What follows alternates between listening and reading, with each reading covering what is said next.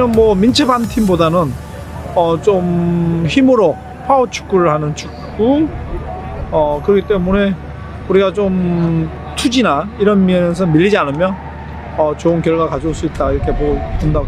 Stasiun.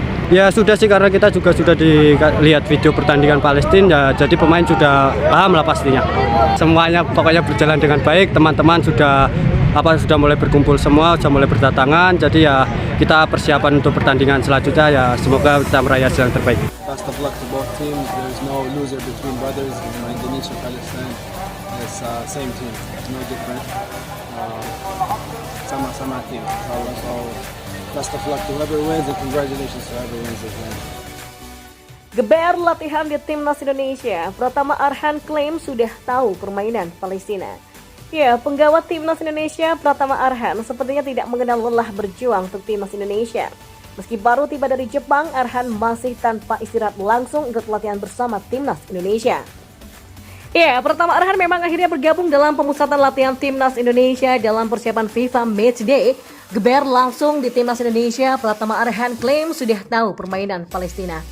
Arhan sendiri masuk dalam 26 pemain yang dipanggil oleh Sinteyong untuk menatap dua laga FIFA Matchday pada bulan Juni ini.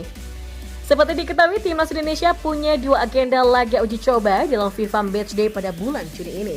Timnas Indonesia bakal menjamu Palestina pada 14 Juni mendatang di Stadion Gelora Bung Tomo, Surabaya.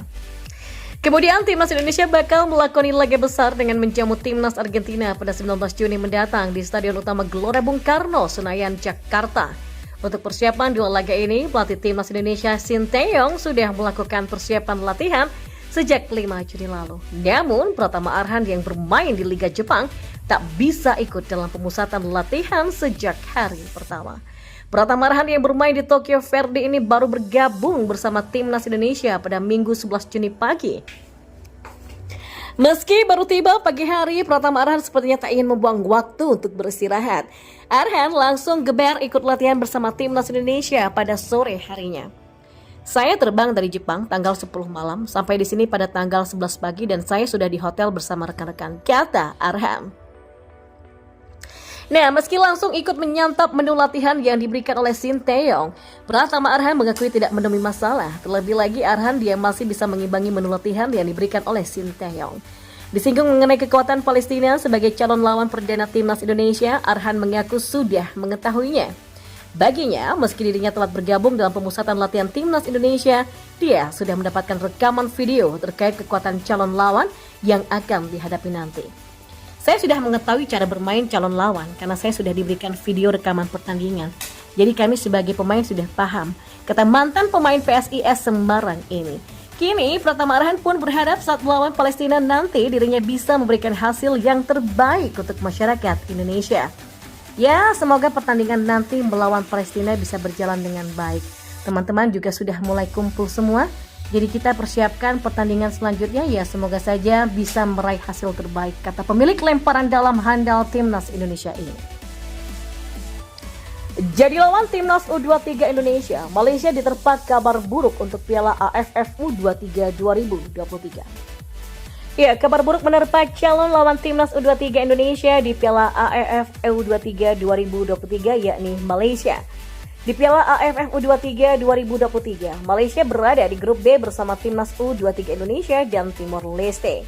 Nah, Piala AFF U23 2023 akan digelar di Thailand mulai 18 Agustus 2023. Meski masih beberapa bulan lagi digelar, Malaysia sudah mendapatkan kabar kurang sedap. Kabar ini adalah striker Lukman Hakim Syamsuddin yang hampir dipastikan tidak akan bergabung dengan Timnas U23 Malaysia untuk Piala AFF U23 2023. Bolasport.com melansir dari hemetro.com.my, manajer Timnas U23 Malaysia Datuk Sri Syahril Mokhtar menyebut Lukman Hakim akan absen karena tidak dilepas oleh klubnya Jarvik karena Piala AFF U23 2023 di luar kalender dari FIFA. Lukman akan bergabung dengan Timnas U23 Malaysia pada kualifikasi Piala Asia U23 2023 yang digelar September mendatang. Ya, kemungkinan besar Lukman tidak akan bergabung dengan tim untuk menghadapi laga Piala AFF U23, tapi tidak masalah karena kami punya banyak pemain lain. Lukman tetap akan mengikuti pemusatan latihan skuad U23 yang dimulai hari ini. dalam upaya jajaran kepelatihan membentuk skuad yang tangguh, kata Datuk Syahril Mokhtar.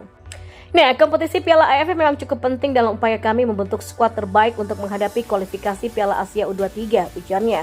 Lukman sebelumnya absen di SEA Games 2023 yang digelar di Kamboja. Ia kembali masuk untuk mengikuti pemusatan latihan sebagai persiapan Piala AFF U23 dan kualifikasi Piala Asia U23.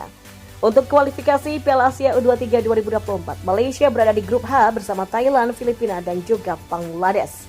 Sebanyak 11 juara grup dan 4 runner-up terbaik bersama tuan rumah Qatar akan lolos ke Piala Asia U23 2023. Piala Asia U23 ini juga menjadi jalan menuju Olimpiade Paris 2024 dan 3 teratas akan tampil di Olimpiade tersebut. Dan kita beralih ke informasi bola yang lainnya. FIFA Matchday Malaysia sepi, kalah ramai laga PSM versus Bali United. Ya, laga FIFA Matchday Malaysia melawan Kepulauan Solomon dan Papua Nugini di Stadion Sultan Mizan Zainal Abidin, Terengganu sepi penonton. Sampai Jumat 9 Juni kemarin, tiket laga Malaysia versus Kepulauan Solomon yang sudah terjual belum menyentuh angka 5.000 lembar.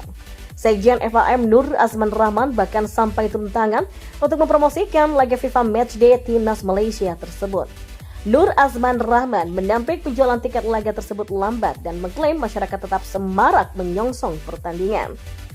Nah, meskipun kenyataan memperhatikan tiket FIFA Matchday Malaysia yang sudah terjual belum menembus angka 5.000 lembar, namun terjualnya tiket pertandingan itu disebut media lokal setempat cukup menggembirakan.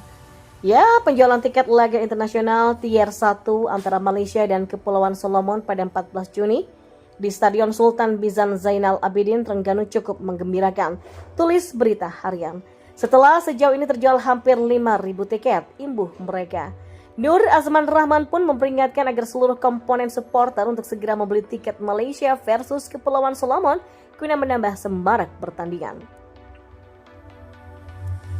Ia tak ingin kejadian tak mengenakan di laga persahabatan yang digelar di Johor pada Maret lalu terulang kembali. Saya minta kepada supporter di Pantai Timur untuk segera membeli tiket. Saya melihat responnya cukup menggembirakan dengan adanya festival ini, dibandingkan dengan pertandingan persahabatan di Johor Maret lalu yang digelar saat bulan puasa, ujar Nur. Tak berbeda jauh dari laga melawan Solomon, antusias warga Malaysia menyambut laga melawan Papua Nugini juga terbilang rendah.